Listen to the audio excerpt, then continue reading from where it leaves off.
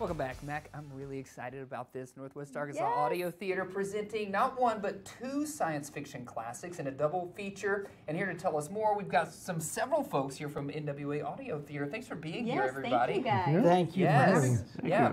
Perhaps we can go down the line. Ian, we'll start with you. Kind of tell us your name and then what you have done for this particular production. My name is Eden Miller, and I'm the producer. Somebody has to be the Ways and Means Committee. Yes, you're right, absolutely. Yes. In general, I'm also in charge of sound effects, but Jonathan here has come up with some wonderful recorded ones. We have half recorded and half live this time because it's a little difficult to do things like a rocket blasting off live. Yeah. Well, yeah, fill us in on your role in this one, Jonathan. So I'm the assistant director, so sometimes I have to kind of step in and the two of us take notes for him, and then he gives the notes when he gets back. We try not to ruffle any feathers, but I have been doing quite a few of the sound effects, and it took me a little while to basically get the system working correctly because they've never done that many before. And so you have a lot with this on a sci-fi double feature. So it's going to be a lot. We've gotten it worked out to where it's doing well now. Good. And I'm hoping that we don't have any hiccups. I'm sure you won't. But that's part of live theater, isn't it? Yeah, absolutely. And plus, she said this before, we're sort of understudies as well in case we need to fill in for someone. Yeah, so you got a lot going on. Big jobs. Yeah. Michael, you've directed this one, is that right? I am director, yes. I'm the one in charge of all the mistakes.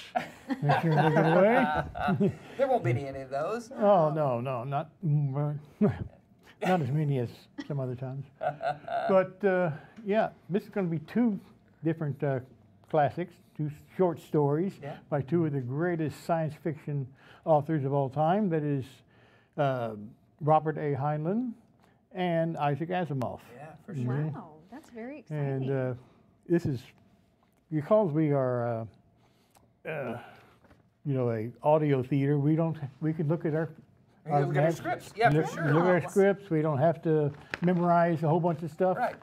Just like they did back in the 30s, 40s, 50s with the radio stations there. Yeah. And that makes our live audience very much like the live studio audiences they had in the golden age of radio. Yes. For sure. Yeah, so that's what's so fascinating. Can you give us some details about the show itself and like how people can tune in? Oh, okay. You got some marks Oh, yes.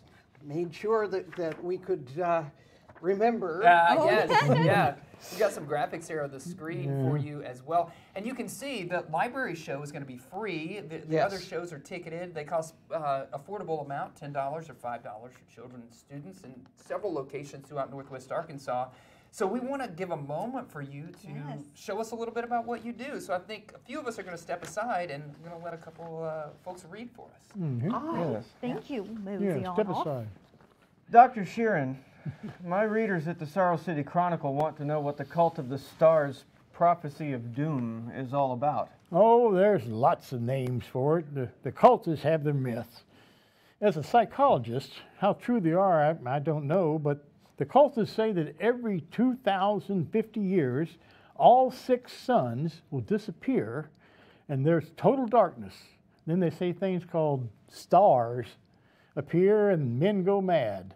They mix all of this up with a lot of mystic notions, but that's the central idea. But that's impossible, isn't it?